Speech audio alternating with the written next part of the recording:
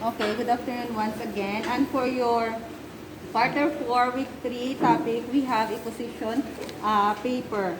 Okay, which is better if someone asks you, Facebook versus Twitter or Instagram or WhatsApp? So, which is better in food, pork adobo or pork sinigang? Pencil or ball pen? So for you student, there are some instances that you need to disagree or agree in a specific topic or issue.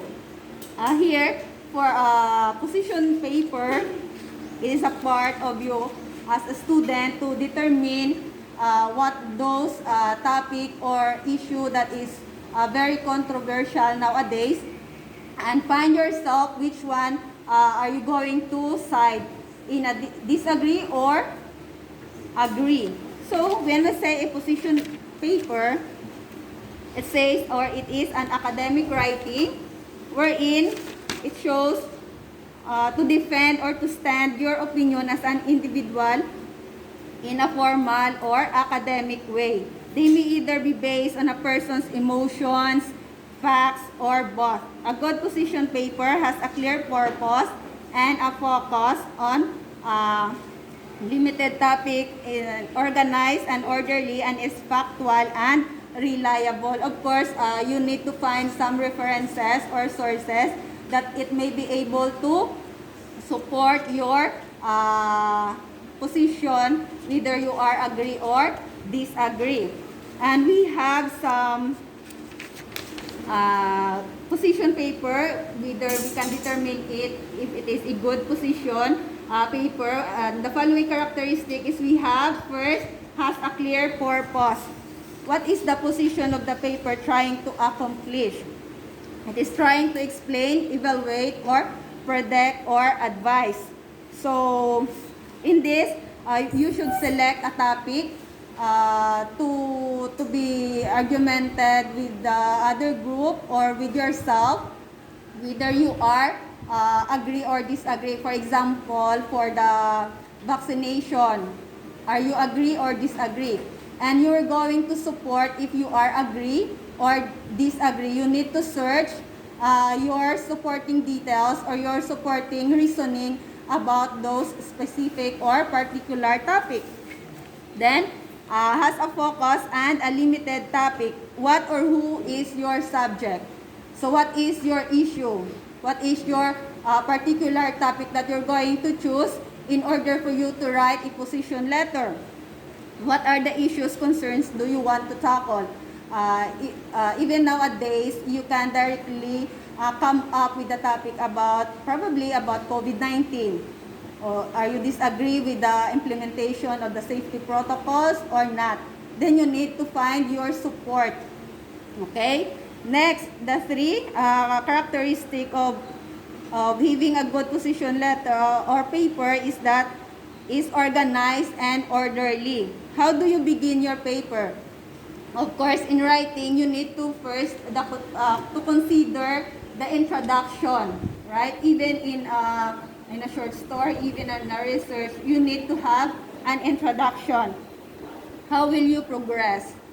We have the body of the position paper. How you are going to explain those gathered information that you have.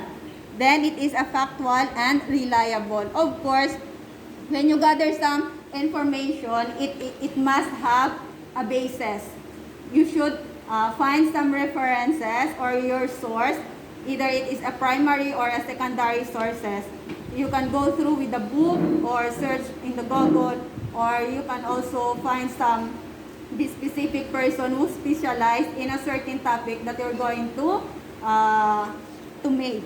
Next, we have a steps in writing a position paper. First, decide on a topic or issue. Maybe you can come up now what a particular topic are you going to make as an issue and stand. Remember class, in making a position paper, you should know in that topic first and ask yourself which are you going to side, in an agree or a disagree position and stand with it until the end of your gathering of information. Okay? Next, decide on your position. That's it. Whether you are in a positive or in a negative side of that. And find your reason why you stand in that way. No? Not just you're just seeking for your side on being agree in that particular topic, but as well try to research with the other side for you to reason out why, or for you to prove that they are wrong or false. Okay? Next, research for evidence for both sides. That's it. You need to research not just for a positive or for the agree side. You need also to research on the other side for you to gather some information as well. If there are times that they're going to ask you, then you might have an answer on that. Next, for the number 3, or for the number 4, write your position paper and defend your opinion on the issue. So this goal of a position paper is to defend the writer's position on an issue. Therefore, it should be able to urge the readers through influencing their emotions while giving on reliable evidences. We have also some general guidelines. Use an evidences to support your position, whether it is using some statistical evidence or your reasoning.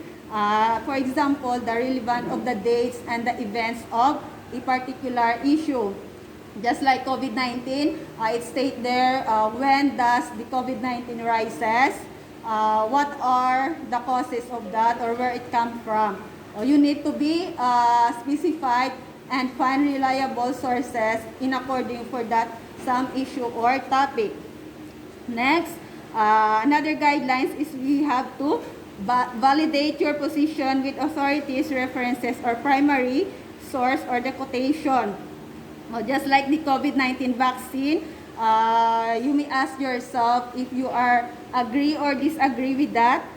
You can also search some reference using from the scientists or from the Department of Health, from the doctors, right? For you to determine if you're going to go through with the vaccine or not, or what is the result, why I should gone through with this vaccine. Okay? Next, examine the strengths and weaknesses of your position.